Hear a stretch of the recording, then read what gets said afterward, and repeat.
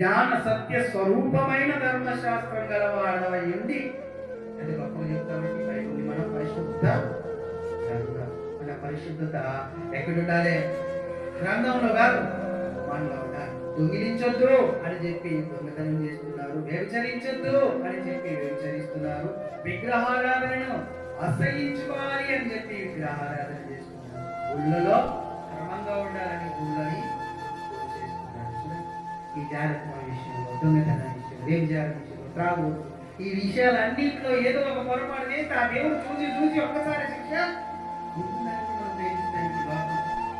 లోకం ఉంటుందా? ఈ శరీరం ఉంటుందా? తరం ఉంటుందా? ఈ తరం ఉంటుందా? ఏంటో చెప్పండి. ఈ భూమి ఉంటుందా? ఇల్లు ఉంటుందా? నీకన్నా బంగారం ఉంటుందా? వెయ్యి ఉంటుందా? ఏది ఉండదు. ఈ లోకము దాని ఆశ గతించు.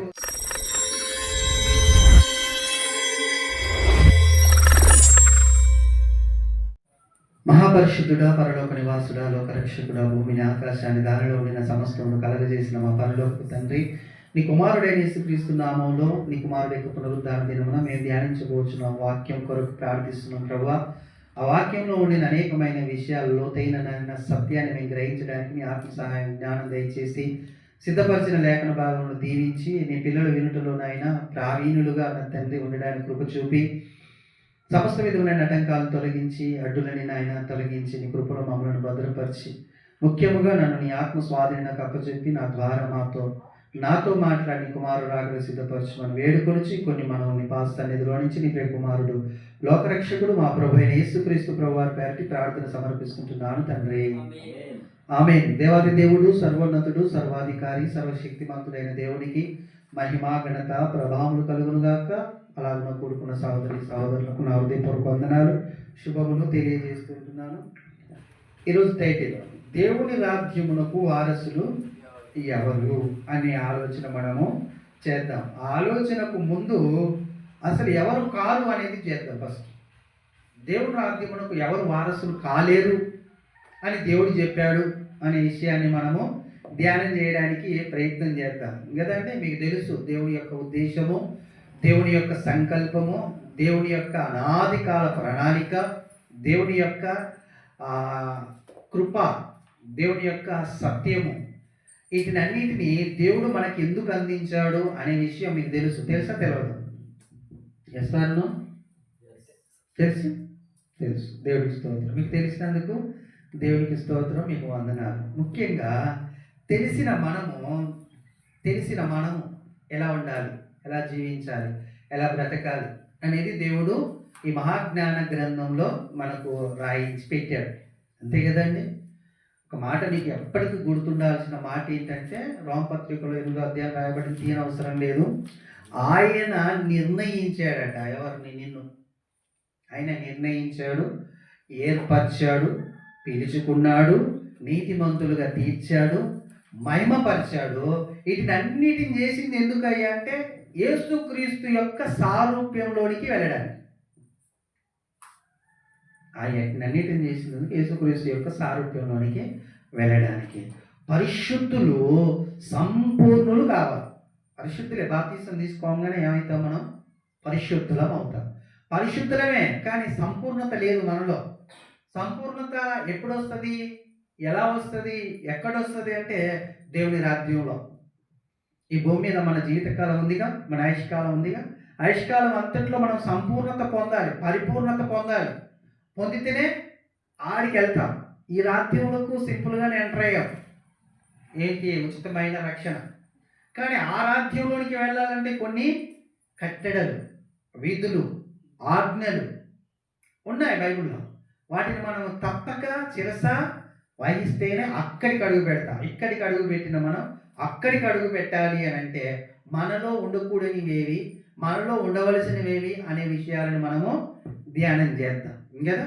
కొరింథీ పత్రిక, ఎవరు దేవుని రాజ్యమునకు వారసులు కారు అని దేవుడు చెప్పాడు అనే విషయాన్ని మనము ధ్యానం చేద్దాము. తర్వాత ఎవరు దేవుని రాజ్యమునకు వారసులు అవుతారు అనే విషయాన్ని కూడా ధ్యానం చేద్దాం.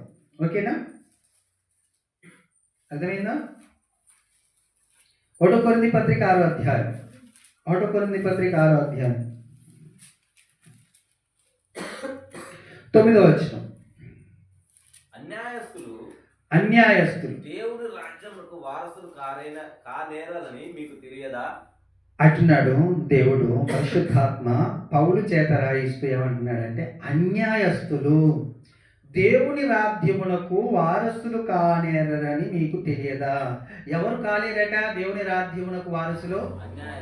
అన్యాయస్తులు అంటే అన్యాయం చేయవాలంటే ఎవరికి అన్యాయం చేసేవాళ్ళు? ఎలా అన్యాయం చేసేవాళ్ళు? అన్యాయపు స్థితి కూడా కింద రాయించాడు చూడండి. ఎలాంటి అన్యాయమో అదేనంటే, మోసపోకండి. అన్యాయం అంటే అది జారులైనను, అన్యాయం అంటే అది విగ్రహారాధికులైనను, అన్యాయం అంటే అది వ్యభిచారులైనను, అన్యాయం అంటే అది ఆడంగితనము గలవారైనను, పురుష సంయోగులైనను, దొంగలైనను, లోబులైనను, త్రాగుబోతులైనను, దూషకులైనను, దోచుకొని వారై దేవుని రాజ్యమునకు వారసులు కానేరు. ఖచ్చితంగా చెప్పేసింది అనమాట.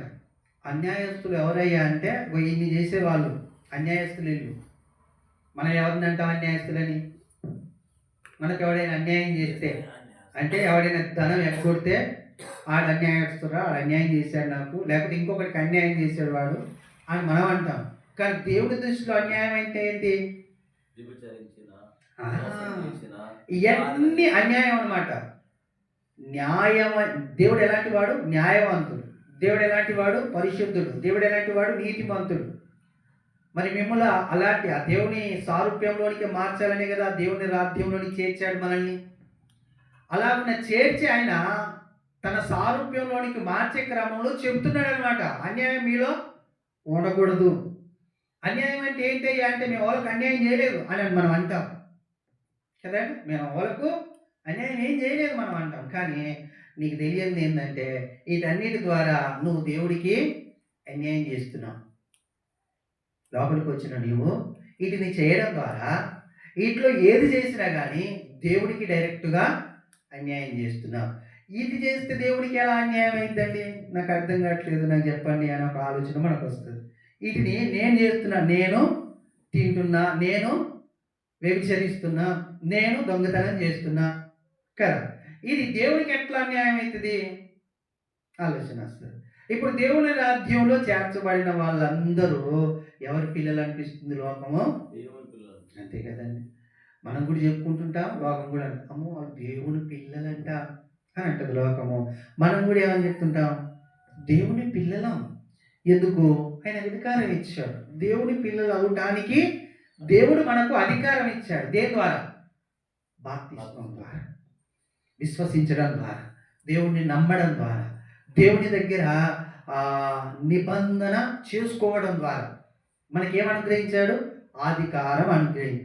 అధికారంలో ఉండి అన్యాయం చేస్తే, అధికారంలో ఉండి అన్యాయం చేసామనుకోండి, ఇప్పుడు ఏమైంది? దేవుని నామం అదే రోమపత్రికలో మాట చెప్తారు చూడండి. రోమపత్రిక మంచిగా గ్రహించడానికి, ఆలోచించడానికి కదా, మనసు పెట్టడానికి ప్రయత్నం చేయండి. మనసు పెట్టడానికి ప్రయత్నం చేయండి. 24వ వచనం, 2వ అధ్యాయం, రోమపత్రిక 2వ అధ్యాయం 24వ వచనం.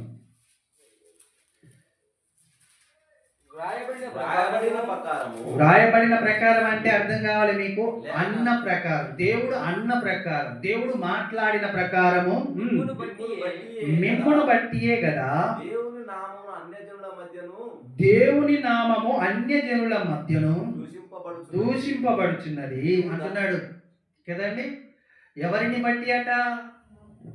మిమ్మును బట్టియే కదా అంటే అర్థమైందో? అక్కడ ఉండిన ఇదైతే యూదులకు. ఇక్కడ రాయబడిన మాట ఎవరికి చెప్తున్నాడు పౌలు గారు పరిశుద్ధాత్మ ద్వారా అంటే యూదులకు. ఏం చెప్తున్నాడు యూదులకు? మిమ్మల్ని బట్టి అన్ని జనుల మధ్యలో ఏమైతుంది? దేవుని నామము దూషింపబడుచున్నది. సరే అండి.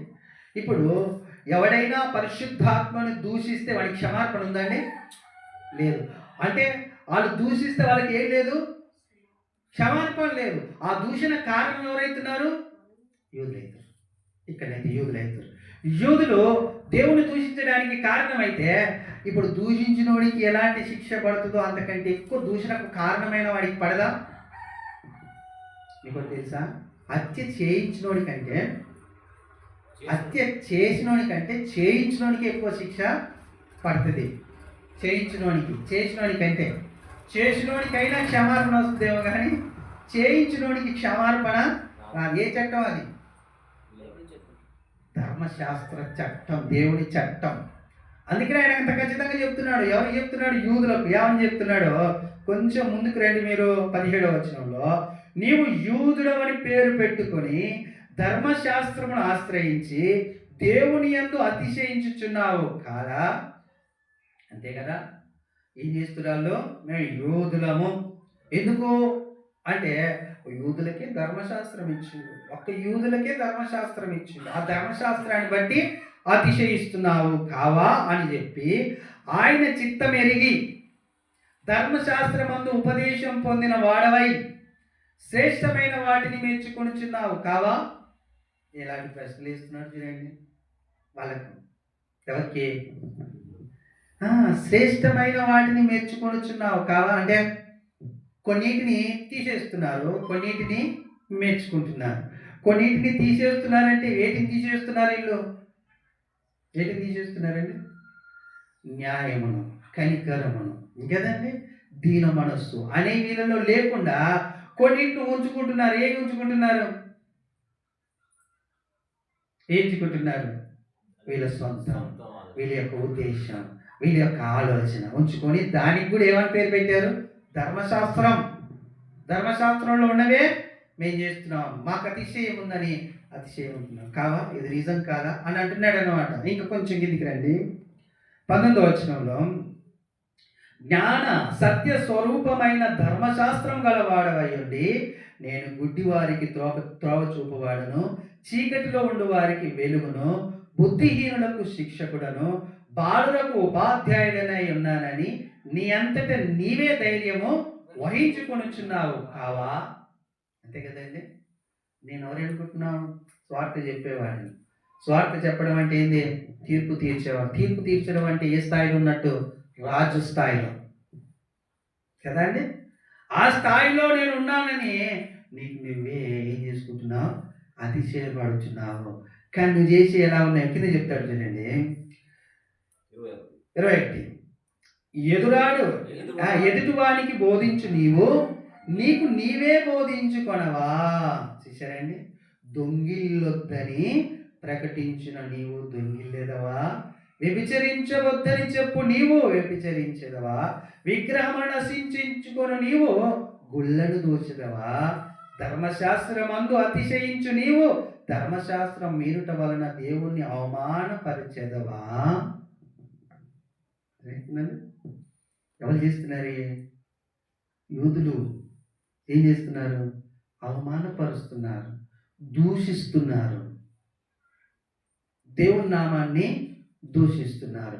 ఏం పెట్టుకొని మళ్ళా? ధర్మశాస్త్రం. ఎలాంటిదంటే భయం రాశాడు. జ్ఞాన సత్య స్వరూపమైన ధర్మశాస్త్రం గలవాడవై ఉండి.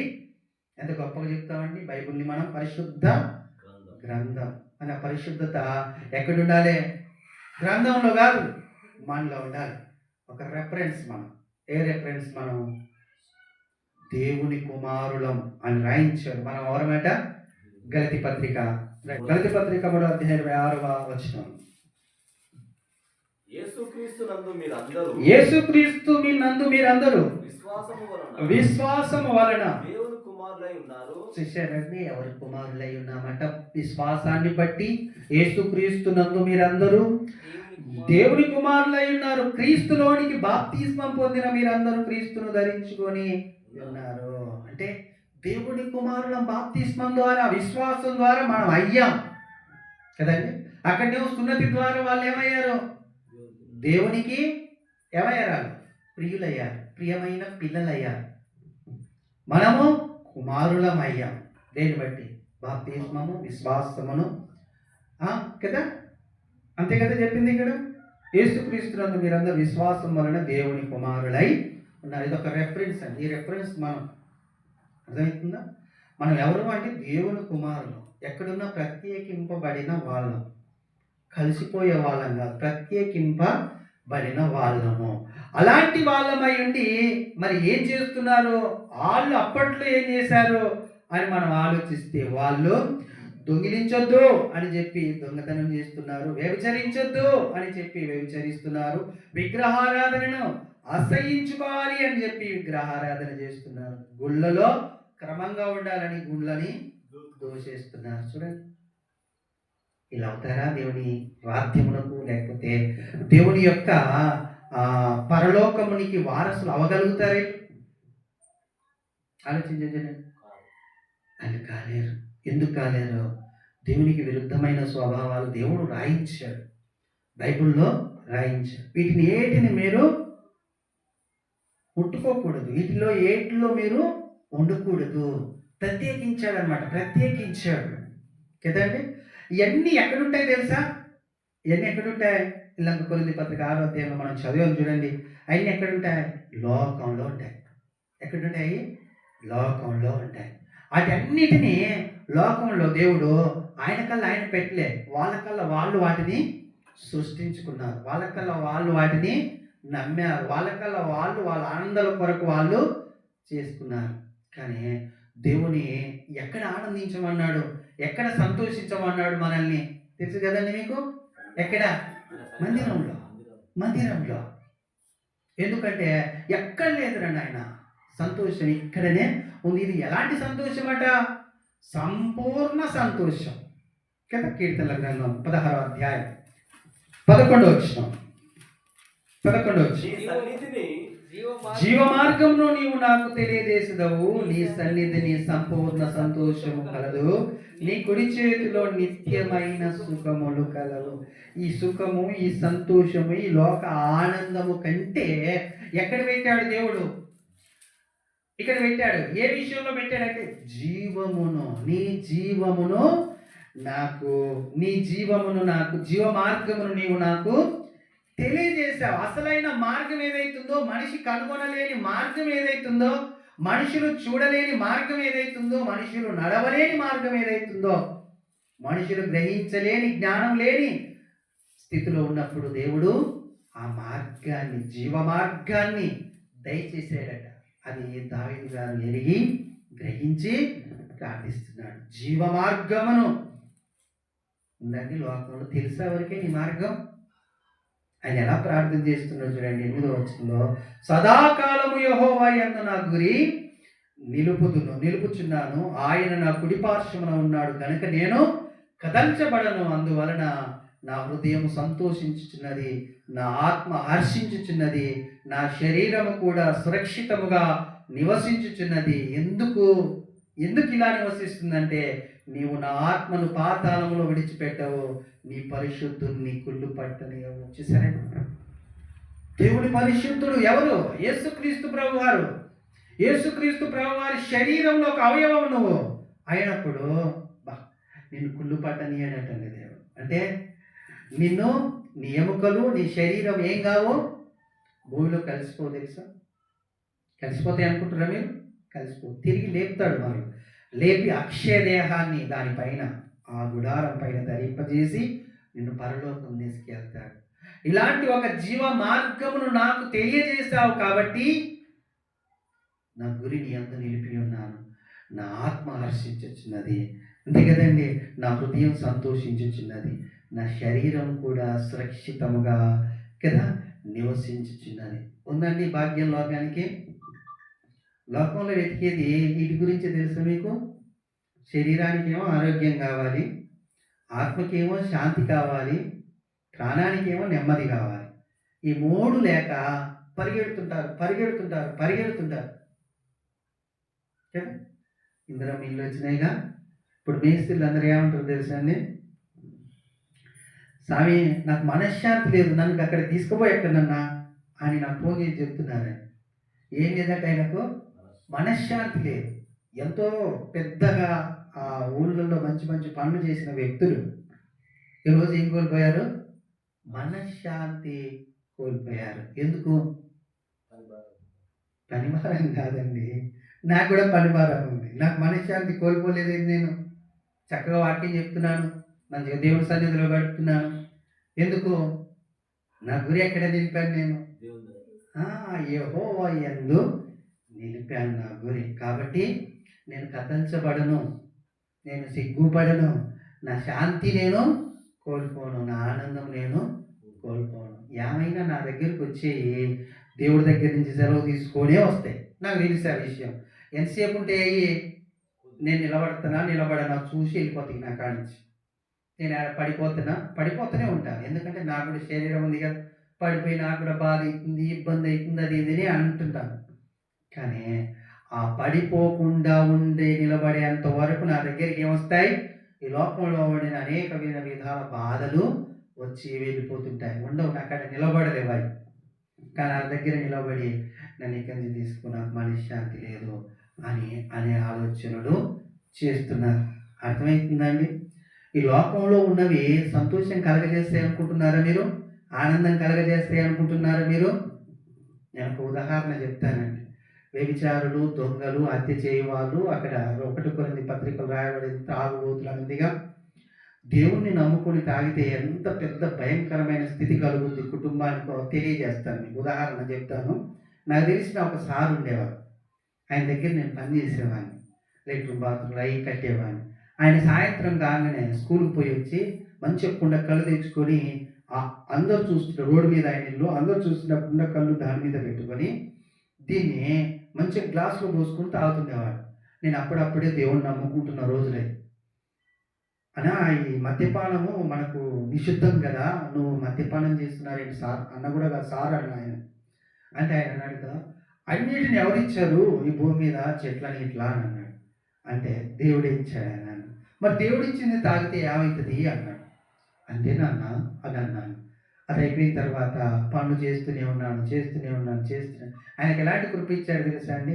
ఆయనకు ఒక చర్చ్ ఇచ్చాడు. ఆయన మాస్టర్ అయినప్పటికీ ఒక సంఘం నడిపించాడు ఒక ఊరిలో. ఆయన మంచి గొప్ప స్థితిని ఇచ్చాడు, మంచి గవర్నమెంట్ జాబ్ని ఇచ్చాడు, ఇద్దరు చక్కని పిల్లల్ని ఇచ్చాడు, అన్నిటిని ఇచ్చాడు.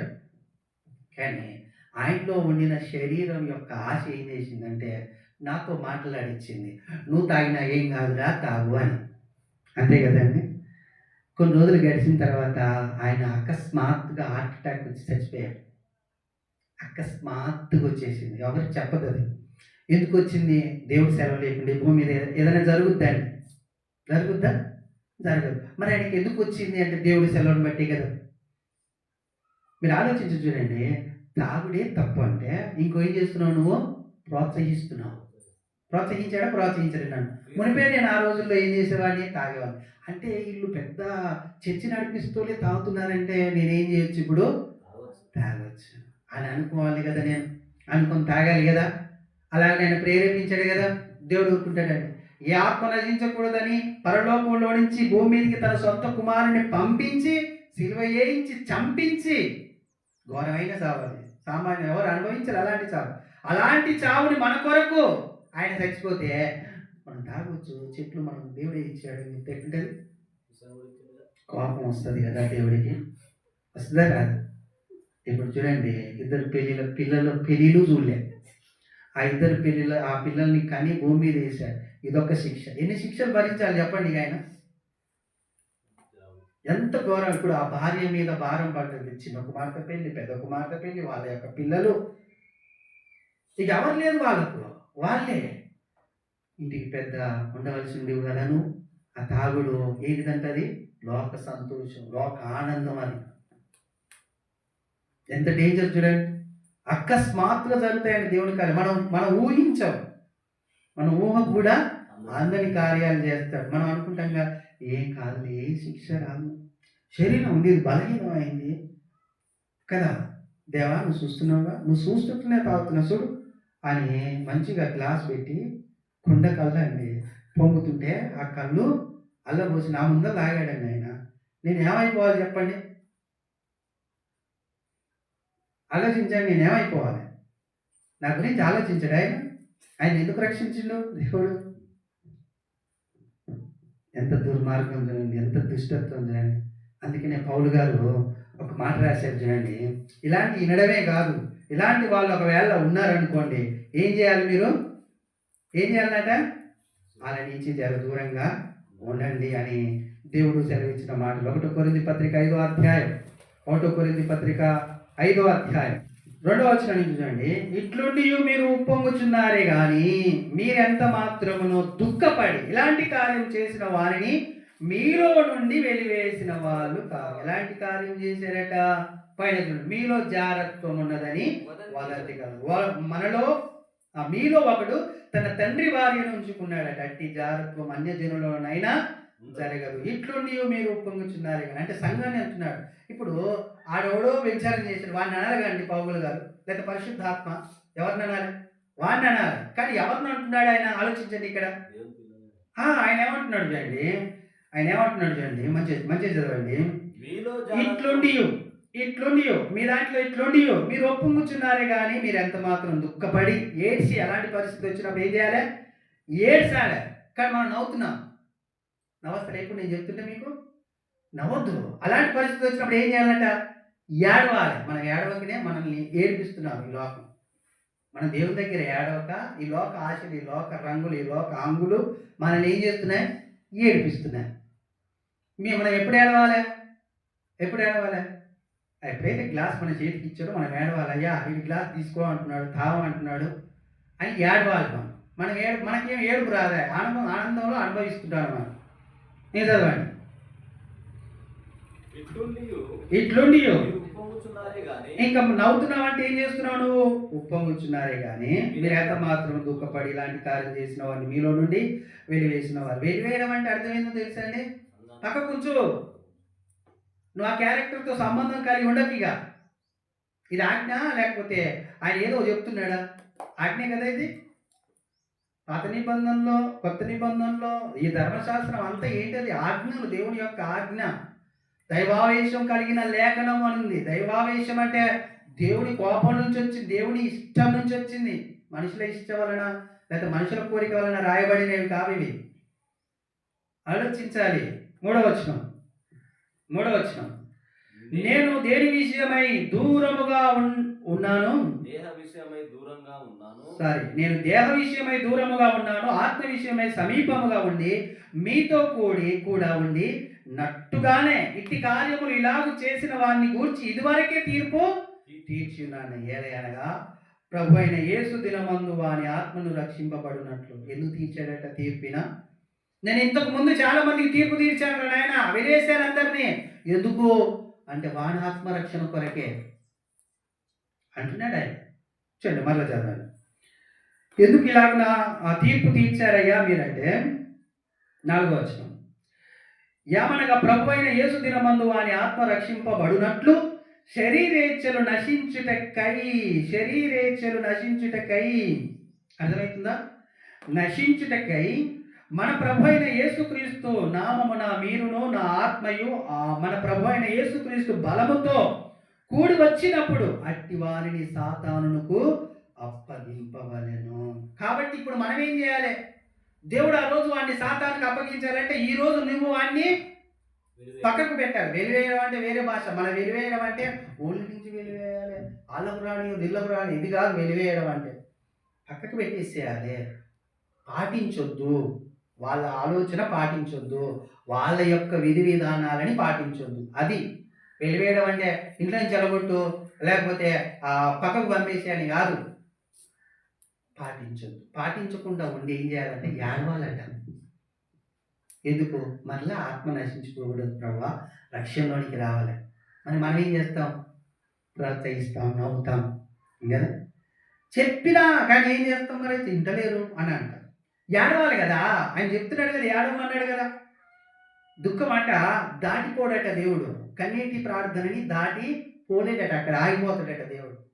మనం ఏడ్చి ప్రార్థన చేస్తే కూడా దేవుడు కార్యం చేయకపోతే ఇంక మనకి ఎందుకు దేవుడు వదిలేసేయచ్చు.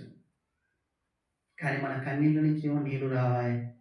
ఎంత పెద్ద ప్రాబ్లం వస్తుంది ఆ కుటుంబానికి, ఒక వ్యక్తి దూరం అయిపోతే. ఆలోచన వస్తుందా మీకు? ఏం కాదు, శిక్ష రావాల్సిందే అని అనుకుంటాం. కానీ శిక్ష వచ్చినాక అర్థం అవుతుందండి. శిక్ష రాకముందుకు వస్తే ఏమవుతుందిలే అనిపిస్తుంది, కానీ అది వచ్చినాక అనుభవం కల్లో ఇక్కడ. అది వచ్చింది అనుకో, ఈ జాగ్రత్త విషయంలో, దొంగతనం విషయంలో, వ్యభిచారం విషయంలో, త్రాగుబోతు, ఈ విషయాలన్నింటిలో ఏదో ఒక పొరపాటు చేస్తే ఆ దేవుడు చూసి ఒక్కసారి శిక్ష వేసిన అది ఎక్కడి నుంచి ఎటు వేస్తాడో కూడా తెలియదు. ఆ శిక్ష మీకు అర్థం కావట్లేదు. దేవుడు చేసిన వాళ్ళకే వేస్తాడు అనేది కాదు. సౌలు తప్పు చేసి ఇజ్రాయేల్ ప్రజలు శిక్షించిండు. ఎందుకు శిక్షించిండు? ఇజ్రాయేల్ ప్రజలకు జ్ఞానం ఉండాలి కదా. సౌలు చెప్పినట్టు ఎట్టింటారు? వినొచ్చండి. సౌలు చేసిన పాపాన్ని బట్టి సౌలు యాజకులను చంపితే ఇజ్రాయేల్కు వచ్చింది ఆ శిక్ష. దేవుడు ఆయన హృదయాలు ఎరిగిన వాడు కాబట్టి మనం అనుకుంటాంగా ఏదో ఒక తప్పు చేసిన వాడి మీదకి వస్తుంది శిక్ష, అని మీదకి వస్తుంది కాదు. ఆయన ప్రోత్సహించిన వాడి మీదకి రావచ్చు, వాటిని అన్నింటిని చూసి సహించిన వాడి మీదకి రావచ్చు, ఇంకెవరి మీదకి ఆ అలవాటు నేర్పుతున్న వాడి మీదకి కూడా రావచ్చు. ఎందుకంటే ఇది సామాన్యమైనది కాదు. 4 రాజ్యాల తర్వాత ఒక రాజ్యం, ఈ రాజ్యానికి ఇంకొక రాజ్యం ఎదురుగా ఏది నిలవాలి? అలాంటి రాజ్యంలో పాపం చేస్తే, తప్పు చేస్తే, ఆజ్ఞ అతిక్రమిస్తే కోరుకుంటాడా దేవుడు? పరిపాలన జరుగుతుందా? జరగట్లేదా?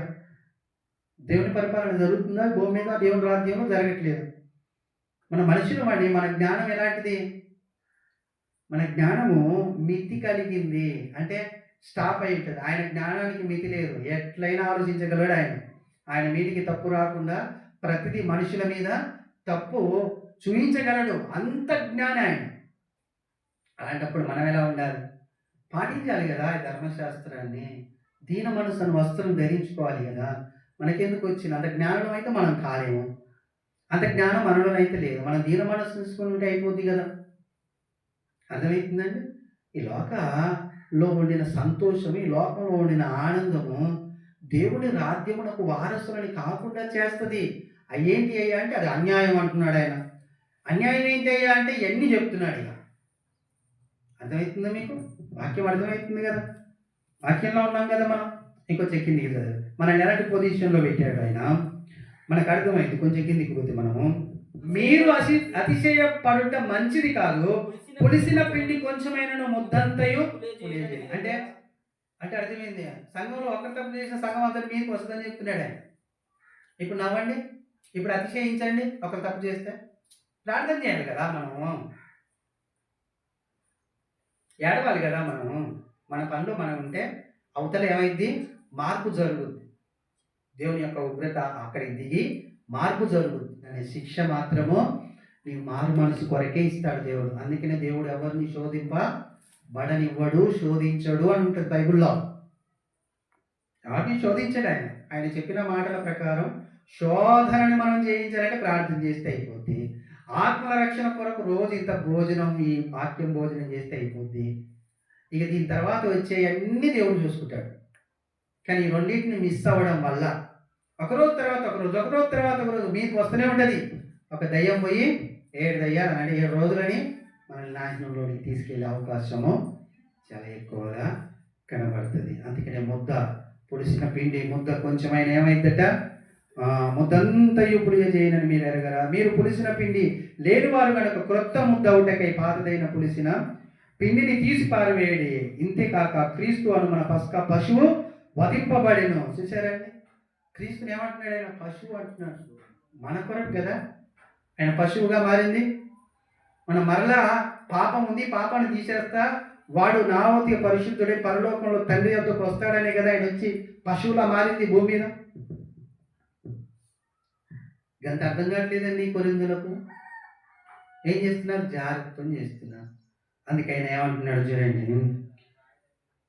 8వ వచనం. గనుక పాతదైన పులిపిండితోనైనను దుర్మార్గతయు దుష్టత్వము అని పులిపిండితోనైనను కాకుండా నిష్కాపాఠ్యము సత్యమును పులియని రొట్టెతో పండగ ఆచరిద్దాము. జారులతో సాంగత్యం చేయవద్దని నా పత్రికలో మీకు రాసి ఉంటుంది. అయితే ఈ లోకపు జారులతో నైనను, లోబులతోనైనను, దోచుకుని వారితోనైనను, విగ్రహారాధికులతోనైనా ఏమాత్రము సాంగత్యం చేయవద్దని కాదు అంటున్నాడు. ఇంకా అర్థమవుతుందండి? ఈ సావాసం చేయొద్దు, వెలివేయాలి అనే మాటలు మాట్లాడిందిగా, అది ఎవరితోనూ చెప్తున్నాడు ఆయన. లోకంలో ఉన్నవారితో కాదు. లోకంలో దొంగతనంతో చేసేవాడితో సావాసం చేయొచ్చు అంటే చెయ్యి, జారులతో చేయొచ్చు అంటే చెయ్యి, విగ్రహారాధనతో చేయొచ్చు అంటే చెయ్యి.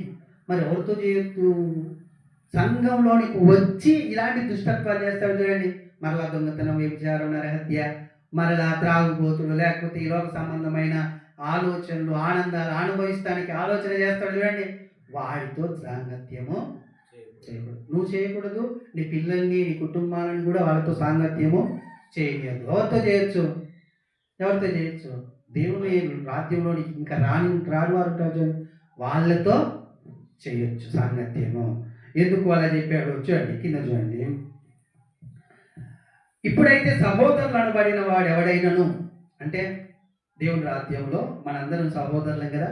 సహోదరులు అనబడిన వాడు ఎవడైనను జారుడే కానీ, లోపే కానీ, విగ్రహారాధికుడే కానీ, తిట్టుబోతు కానీ, అంటే ఇంకొకటి తిట్టుగా నువ్వు చూసినావు అనుకో, అంత సాధ్యం చేయొద్దు నువ్వు. రైతున్నా నీకు ఇంకొకరిని తిట్టుతున్నా కానీ, నీ రాజ్యంలో ఉండిన నీ సహోదరుడు ఇంకొకరిని తిడుతుంటే నువ్వు చూసినా కానీ ఆందోళన అంటున్నాడు. త్రాగుబోతే కానీ, రాయబడిందా త్రాగుబోతని? తిట్టుబోతు కానీ, త్రాగుబోతు కానీ, దోచుకొని వాడిని కానీ అయి ఉన్న ఎడల అట్టి వాడితో సాంగత్యము చేయకూడదు, వాడితో కలిసి భుజింపను కూడదని మీకు రాయించున్నాను. చూసారు ఎందుకంటే చెప్తున్నా, అంత కూర్చొని అన్నముడు తినకు నువ్వు. ఎందుకంటే ఆయనకి రాజ్యం పోయినట్టు నీకు కూడా దేవుడి రాజ్యం పోయే అవకాశము ఉంది. అది చాలా డేంజర్ అనమాట. ఎందుకు? వాక్యాన్ని వదిలేశాడు, ప్రార్థనను వదిలేశాడు. ఎవరిని తగ్గించుకున్నాడు? వాడు సాతాన్ని తగ్గించుకున్నాడు. వాడు చాలా డేంజర్. ఇంకా నిన్ను నీ ఆత్మని నాశనం చేసే అవకాశము ఉంటుంది. కాబట్టి ఏం చేయొద్దట? భుజింపను కూడా భుజింపకూడదు అని మీకు రాయించున్నాను. వెలుపలి వారికి తీర్పు తీర్చుట నాకెలా? అంటే అరే నువ్వు విగ్రహారాధికుని తాగుబోతు అని బయట వాళ్ళకు నువ్వేలా తీర్పు తీరుస్తావు? నీకు అధికారం లేదు. నీకు ఒక్కటే ఒక్క అధికారం, సువార్త ద్వారా ఇచ్చాడు. అది వెళ్ళి చెప్పాలి. యేసుక్రీస్తు నామములో బాప్తిజం పొందితే రక్షింపబడతావు, లేకపోతే శిక్ష విధింపబడుతుంది. ఇది చెప్తే చాలు. ఇది తీర్పు. ఆ తీర్పు వేరు. ఇప్పుడు నువ్వు వెళ్ళి విగ్రహారాధికి తిండిపోతివి, తాగుబోతివి, తిరుగుబోతివి, ఇలా ఉండకూడదురా అని చెప్పడానికి నీకు రైట్స్ లేవు. దేవుడికి ఒక్కడికే రైట్స్ ఉన్నాయి. కానీ నీ రాజ్యంలో ఎవరైనా ఇలాంటి వాళ్ళు ఉంటే అర్థమవుతుందా? రాకండి, చర్చికి రాకండి అని చెప్పాలి, తీర్పు తీర్చాలి. లేకపోతే ఉత్తరవాది, ఏజ్కేల్ గ్రంథం కదా, ఉత్తరవాదివి నువ్వు అవుతావు. అలా చేయడం ద్వారా నాశనం ఏం జరగదు, కానీ మారే అవకాశం ఉంటుందేమో. హృదయాన్ని తాకి నేను ఇట్టాంటి దాన్న, నన్ను ఒకరు తీసేస్తురేంది, నేను ఇట్టాంటి ఉన్నా, నన్ను ఒకరు దూరం చేస్తురేంది ఆడ ఆలోచన వచ్చి మారే అవకాశం ఉంటుంది. నువ్వు అట్టే ఉంటే ఆడట్టే ఉంటే మార్కెట్ వస్తుంది. అంతేనా కాదండి? ఏదో ఒకటి ఖచ్చితత్వము మన మధ్యలో ఉండాలి. ఉంటేనే మార్పు జరుగుద్ది, లేకపోతే మార్పు అనేది జరగదు. ఆయన ఇచ్చింది ఎందుకు? యేసుక్రీస్తు వారు వచ్చి ఏం బోధించాడు?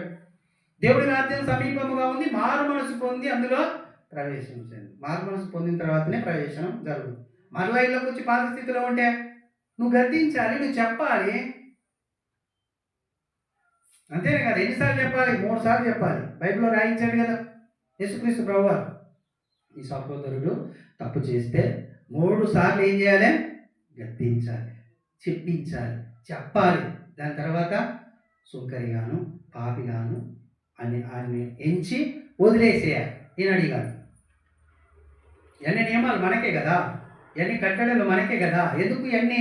దేవుని రాజ్యములో మనం వారసులము అవ్వాలంటే ఇవన్నీ చేయాలి అని అర్థం కదండి. అంతేకాకుండా ఈ మన దేవుని రాజ్యంలో ఉన్న వారినే పాత నిబంధనలో అంటే ఏర్పరచుకున్నారు కదా ఇజ్రాయేల్ ప్రజలు. ఇజ్రాయేలు రాజు అని అహజ్య అనే ఒక ఆయన ఉంటాడు. అహజ్య తెలుసు మీకు? అహజ్య రాజు ఆయన దుర్మార్గుడు, దుష్టుడు. చెప్తే ఈనాడు దేవుడు చెప్పినాడు. ఆయన దగ్గరికి ఎవరు పోతారు తెలుసా? యెహోషాపాతు రాజు పోతాడు. 2వ దినవృత్తాంతముల గ్రంథం పోయి ఏం చేసిండు చూడండి. 2వ దినవృత్తాంతముల గ్రంథం 20వ అధ్యాయము 36వ వచనం చూడండి, లేదా 35 నుంచి చూడండి. 2వ దినవృత్తాంతముల గ్రంథము ముగిస్తాను, నేను చెప్పి ముగిస్తాను. 2వ దినవృత్తాంతముల గ్రంథము 20వ అధ్యాయము 35వ వచనం. ఇది అయిన తర్వాత యూదా రాజైన యెహోషాపాతు మిక్కిలి అంటే ఎక్కువగా దుర్మార్గంగా ప్రవర్తించిన ఇజ్రాయేలు రాజైన అహజ్యతో స్నేహం చేసెను. ఎవరితో చేశాడండి? పోయి ఎంత పెద్ద యుద్ధాన్ని గెలిచాడు. 3 దేశాలు మీదకి వస్తే ఆ 3 దేశాలని యుద్ధం చేయకుండానే గెలిపించాడు దేవుడు. ఎందుకో? యెహోషాపాతు రాజు అలాంటి ప్రార్థన చేశాడు. దేవునికి ఇష్టమైన ప్రార్థన చేశాడు. కానీ ఇది అయిపోయిన తర్వాత ఈయన చేస్తుంది ఏంటంటే అహాద్యతో స్నేహము చేస్తున్నాడు. చేస్తే ఏం జరిగిందో చూడండి కింద. తార్షీషునకు పోదగిన వాడలను చేయించవలనని యెహోషాపాతు అతనితో స్నేహం చేయగా వారు ఎస్సోన్గే బేరులో ఆ ఓడలను చేయించిరి. అప్పుడు మరేషేవాడును దోదావాహు కుమారుడునగు ఎలియాజరు, నీవు అహత్యతో స్నేహం చేసుకుంటివి కనుక యెహోవాని పనులను భంగము చేయనని యెహోషాపాతు మీద ప్రవచనం ఒకటి చెప్పాను. ఆ ఓడలు తార్షీషునకు వెళ్ళ జారకుండా బద్దలైపోయాను. ఏం చెప్తున్నాడు ఆయన వచ్చి, నువ్వు అహత్యతో స్నేహం చేసుకుంటేవి కనుక యెహోవాని పనులను భంగము చేసిన ఒక ఆయన వచ్చి ప్రవచిస్తున్నాడు. యెహోషాపాతు రాజు 3 దేశాలను గెలిచిండు. దాని తర్వాత జరుగుతున్న సంఘటన స్నేహం. ఈ లోక స్నేహం దేవునికి వైరమని మీరు ఎరగరా? రాత్రి మనం ధ్యానించాం కదా. మరి ఏం చేశాడు? అదే చేశాడు కదా. ఇప్పుడు అహత్య ఎవరు? బయటోడు కాదు, గుర్తుపెట్టుకోండి. లోకంలో ఉన్నాడు కాదు. అహత్య ఇజ్రాయేలు. ఈయన ఎవరు? యూదరాజు. ఇజ్రాయేల్ రాజు, యూదరాజు. 10 గోత్రాలు, 2 గోత్రాలు. ఈ 10 గోత్రాలు దేవుడికి అయిష్టంగా ఉన్నాయి కాబట్టి దూరం చేశాడు దేవుడు. ఈ 2 గోత్రాలని ముందుండి నడిపిస్తున్నాడు. ఇప్పుడు ఈ 10 గోత్రాలని లోకం కంటే తక్కువగా ఎంచుతున్నాడు దేవుడు. వాళ్ళతో స్నేహం చేస్తావు ఏంద్రా? అన్యులతోనైనా స్నేహం చేయకూడదు, కానీ వాళ్ళతో స్నేహం మాత్రము చేయకూడదు. అర్థమవుతుందంటే నేను చెప్పేది? బైబిల్ తెలుసు కాబట్టి నేను ఎవరితో స్నేహం చేయొద్దు అంటున్నాను మిమ్మల్ని. మీరు గ్రహించాలి. బైబిల్లో ఏం చెప్తే అదే మనం అనుసరించాలి. అట్టయితేనే మనము ఈ భూమి మీద దీర్ఘాయుష్ కలిగి ఉంటాము. అంతేకాదు, మనసుకు నెమ్మది, ఆత్మకు శాంతి, శరీరానికి ఆరోగ్యం. ఏ కదా మనిషికి కావాల్సిందే. ఎన్ని కోట్లు ఉన్నాయి, ఇవి ఇవ్వలేవు. ఏది ఇస్తుందట? దేవుని యొక్క సన్నిధి, దేవుని యొక్క హస్తము మనకు వీటిని దయచేస్తుంది. ఎంత మంచిగా అర్థమవుతుందండి వాక్యం? అర్థమవుతుందా? కాబట్టి ఇలాగున మనము చేయకుండా ఉండడానికే కొత్త నిబంధనలో మనకు క్లియర్గా రాయించారు. ఎడవే కాదండి, ఎలాంటి అలాగ నన్ను ఉంటే ఎవరికి తీర్పు తీర్చొచ్చు అని ఒక విషయాన్ని చూద్దాం. అక్కడనే కొరింథీ పత్రిక 6వ అధ్యాయము మీలో ఒకటి చూడండి. మీలో ఒకరికి మరి ఒకరి మీద వాద్యం ఉన్నప్పుడు వాడు పరిశుద్ధుల ఎదుటగాక అనీతిమంతుల ఎదుట వాద్యమాడు తెగించుచున్నాడా? పరిశుద్ధులు లోకమునకు తీర్పు తీర్చుదని మీరు ఎరగరా? ఎవరికి తీర్పు తీరుస్తున్నారు? పరిశుద్ధులు లోకమునికి తీర్పు తీరుస్తున్నారు. మీ వలన లోకమునకు తీర్పు జరగవలసి ఉండగా మిక్కిలి అల్పమైన సంగతులను గురించి తీర్పు తీర్చుటకు మీకు యోగ్యత లేదా? ఆలోచించండి. చిన్న చిన్న పొరపాట్లు ఇంట్లో జరుగుతుంటే వాటి విషయంలో తీర్పు తీర్చలేం మనం. అర్థమవుతుందా? తప్పు చేస్తే తల్లిదండ్రులు పిల్లల్నే దండించాలి, పిల్లల్నే తీర్పు తీర్చాలి, పిల్లలే ఇబ్బంది పెట్టాలని పిల్లలు కూడా తల్లిదండ్రులకు చెప్పొచ్చు. కోరాకు కుమారులు చెప్పలే? కోరాకు, దాతాను, అభిరాములు ఏం చేశారు? బుద్ధి తక్కువ పని చేశారు. చేసినప్పుడు పిల్లలు లేచి ఏం చేశారు? అయ్యా, నీ బాహుబలం, నీ దక్షిణాస్తం, నీ ముఖకాంతియే మాకు విజయాలని ఇచ్చిందా? ఎలా తయారయ్యారు చూడండి వాళ్ళు. అర్థమవుతుంది మీకు చెప్పేది? ఆ రేంజ్లో పిల్లలు కూడా ఉండాలి. పెద్దోళ్ళు ఏదైనా పొరపాటు చేస్తుంటే సమర్థించకూడదు, చెప్పాలి అది పొరపాటు. వాక్యం తెలుసు కదా మనకు. ఈ వాక్యానుసారంగా మనం బ్రతుకుదామని కదా దేవుడి దగ్గరికి వచ్చాం. ఆ దేవుళ్ళు మనం కొనసాగాలంటే ఇలా ఉంటేనే మన కుటుంబం భంగం అయితే. లేకపోతే యెహోషాపాతు పనులన్నీ ఏమయ్యాయి? భంగం అయ్యాయి. మనం అనుకున్నవన్నీ జరగవు. అర్థమవుతుంది మీకు? దేవుడు ఆపేస్తాడు. దేవుడు కృప తొలగించుకుంటాడు. ఆయన పనులన్నీ ఆగిపోతాయి, నిలిచిపోతాయి. కింద ఇబ్బంది అయినా కానీ ఇంట్లో దేవుడికి విరుద్ధమైన గింత జరిగినా కానీ పాతది వద్దు, పాత స్థితిని మరలా మనలోనికి తీసుకురావద్దు. కాబట్టి మనం తీర్పు తీర్చొచ్చు అని చెబుతున్నాడు కదండి. 4వ వచనం. కాబట్టి ఈ జీవన సంబంధమైన వాద్యములు మీకు కలిగిన వాటిని తీర్చుటకు సంఘంలో తృణీకరింపబడిన వారిని కూర్చుండబెట్టుదురా. ఏమండి, మన విషయాలన్నిటినీ సంఘంలో తృణీకరింపబడిన వారికి తెలియనియొద్దండి. అర్థమవుతుంది? సంఘంలో తృణీకరింపబడే వారు ఎవరు? ఇప్పుడు చెప్పాను కదా, దేవుని రాజ్యమునకు వారసులు కాని వారు ఎవరు? వ్యభిచారమును, దొంగతనమును, జారత్వము ఇవన్నీ చేసేవాళ్ళు. ఆలోచించండి. వాళ్ళకి మన విషయాలు తెలియవద్దు, వాళ్ళతో సాంగత్యం చేయొద్దు, వాళ్ళని ఏమి చేయలేదు. వాళ్ళ ఆలోచన మన దాంట్లో కలిపారు అనుకోండి, ఇది పోతుంది అది పోతుంది, అంతా అయింది.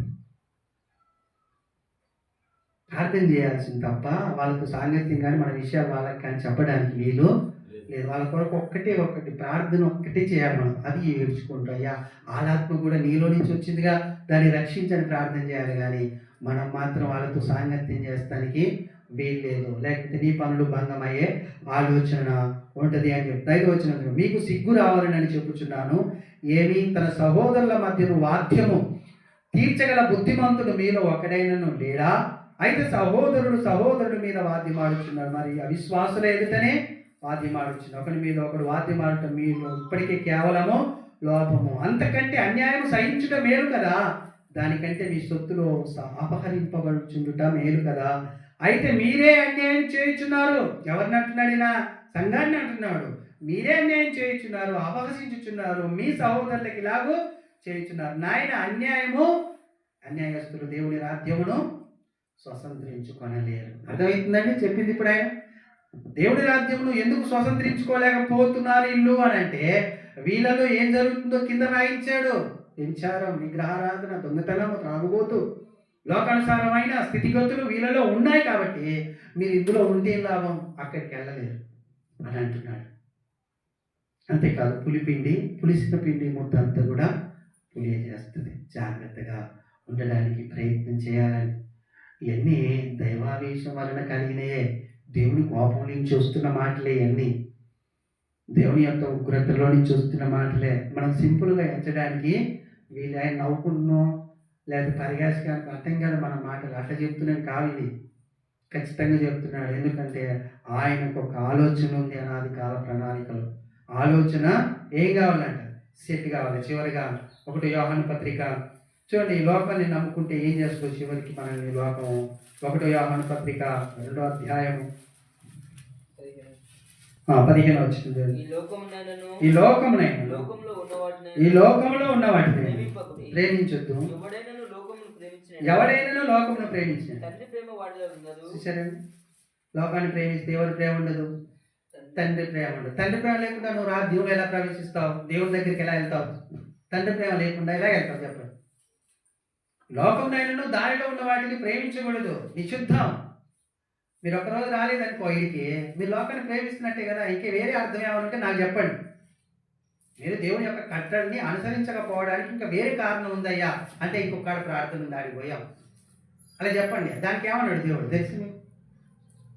వేరే వాళ్ళు ప్రార్థన చేయమని పిలిస్తే నేను వెళ్ళాను అక్కడికి అని అనండి. అదొక కారణం చెప్పొచ్చు. ఇక దానికి మించిన కారణం నాకు చెప్పండి, లేకపోతే బైబిల్లో తీసి చూపించండి. నాకు ఒక్కరోజు మీరు రాకపోతే దేవుని సన్నిధికి మీరు ఎక్కడున్నట్టు? లోకంలో ప్రేమిస్తున్నట్టు, లోకంలో ఉన్నట్టు. ఈ దేవుని యొక్క విధి. ఆనాడు ఆది అపోస్తులను ప్రతిదినము దేవుని రాజ్యంలో కోరుతున్నారు. వాళ్ళు ప్రేమించారు దేవుని రాజ్యాన్ని. ప్రేమించారు కాబట్టి వాళ్ళు క్రమంగా నడిచారు. చరాస్తులను అమ్మటానికి వాళ్ళ మనసులో ఉండిన ప్రేమ అమ్మిచ్చింది. అర్థమైందా మీకు? ఆ ప్రేమ ఏం చేసింది? మరణమంత బలవంతమైంది కదా. ఆస్తి పాడిది అనిపించింది వాళ్ళు. మా ప్రాణమే ప్రియమైంది కాదు మాకు. అలాంటప్పుడు ఈ ఆస్తి మాకు ప్రియమైంది ఎలా అవుద్ది అని చిరాస్తులను అమ్మి సమృష్టిగా వాళ్ళు ఉంచుకున్నారు. ఎవరికి ఏ కొదవ లేకుండా వాళ్ళు ఉంచుకున్నారు. అలాంటి వాళ్ళ ఆ బోధలో మీరు అది తప్ప ఇంకా ఎవరో దేవదూత వచ్చి చెప్పినా మీరు ఆ సువార్తని నమ్మకండి అని ఖచ్చితంగా రాయించాడు కదా. ప్రతిదినం దేవాలయంలో వాళ్ళు కూడుకున్నారు, ఎడతెగక ప్రార్థనలు చేశారు కదా. అలాగే అద్భుతాలు మహత్కార్యాలు జరిగాయి కదా. అదే కదా. అది చేయకుండా మనం ఇంకా ఏదో వేరే సాకు ఏదైనా చెప్పామంటే అది దేవుని దృష్టిలో లోకాన్ని నువ్వు ప్రేమించినట్టే అని అంటుంది అన్నమాట. ఇక్కడ ఇంకొంచెం కిందికి రండి. తండ్రి ప్రేమ వారిలో ఉండదు. లోకములో ఉన్నదంతా అనగా శరీరాశ, నేత్రాశ, జీవపుటంబములు తండ్రి వలన పుట్టినవి అవి లోక సంబంధమైనవే. లోకమును దాని ఆశయు ఉంటుందా అండి? మనం ప్రేమిస్తానికి లోకం ఉంటుందా? ఈ శరీరం ఉంటుందా? తరం ఉంటుందా? ఈ తరం ఉంటుందా? ఏది ఉంటుంది చెప్పండి? ఈ భూమి ఉంటుందా? ఇల్లు ఉంటుందా? నీ కాడ ఉన్న బంగారం ఉంటుందా? వెండి ఉంటుందా? ఏది ఉండదు. ఈ లోకము దాని ఆశ గతించిపోతుంది. ఎంత చెప్పినా అర్థం కాకుండా ఇంకేం చేస్తుంది చెప్పండి? అందుకని ఆయన చెప్పి కొద్దిస్తాం వెలివేయండి వాళ్ళని, అంటే పక్కకు పెట్టండి వాళ్ళని, పట్టించుకోకండి. వాళ్ళు మారిందాక వాళ్ళ కొరకు ఏడవండి ఇలా చర్చలో కూర్చొని. ఇంత చక్కగా చెప్తున్నాడు చూడండి. ఈ లోకం ఆశ గతించిపోతుందని లోకాన్ని ప్రేమించకు. లోక స్నేహము దేవునికి వైరము, దేవునికి కోపం వస్తుంది అలాంటి పనులు చేస్తే. ఇటు చెప్పినా కానీ అట్టనే పోతే ఏమంటాడు చెప్పండి దేవుడు? కిందికి రండి. ఈ లోక ఆశ గతించును కానీ దేవుని చిత్తమును జరిగించువాడు నిరంతరము నిలుచును. కదండి. దేవుని చిత్తం ఏంటి ఇప్పుడు? చెప్పాలి. తప్పు చేసిన వాడికి తప్పకుండా చెప్పాలి ఇది తప్పు అని. ఎవరికి? లోపల ఉన్నవాడు. నువ్వు చెప్పకపోతే తప్పకుండా శిక్షార్హుడు నువ్వు అవుతావు ఖచ్చితంగా. చెప్పాలి. చెప్పడమేం కాదు, చెప్పేతోడు ఏం చేయాలి తెలుసా? ప్రార్థన చేసేవాడే ఉండాలి. ఏడ్చి ప్రార్థన, ఆత్మ నశించకూడదు అని తండ్రి ఏడ్చి తన కుమారుని పంపించు. మనం కూడా మన పక్కనున్న ఆత్మ చావకూడదని మనం ఏడ్చి ప్రార్థన చేసే వాళ్ళం అయితేనే చెప్పాలి. లేకపోతే నోరు మూసుకొని ఉండాలి. ప్రార్థన చేయాలి. ఈ శనివారం ఉపవాసం తెలియదు, శుక్రవారపు ఆన్లైన్ ప్రేయర్కు తెలియదు, విజ్ఞాపన కోడికి తెలియదు. నశించకుండా ఏమైతే ఏంటి ఆత్మ? మనకే ప్రార్థన, మన పిల్లలు ఎప్పుడు నేర్చుకోవాలి ప్రార్థనలు? మనకే పాటలు రాకుండా వాళ్ళు ఎప్పుడు పాడాలి పాటలు? దేవుని చిత్తము నిర్లక్ష్యం అయిపోవట్లే. దేవుడు నిరంతరం నిలుస్తాడట ఆయన చిత్తం జరిగిస్తే. కాబట్టి ఆలోచన చేయాలి. దేవుని రాజ్యంలో వారసులు అవ్వాలంటే పాతదైన పులిపిండిని మన నుంచి తీసివేయాలి. దుష్టత్వం కదా, దూషణకరమైన మాటలు, అన్యజనులు మన దేవుణ్ణి అనకుండా మన ప్రవర్తన అంతటిని చక్కగా చూసుకొని ముందుకు కొనసాగుదాం. దేవుడి మాట దీవించి మన హృదయంలో వచ్చును గాక. ఆమేన్.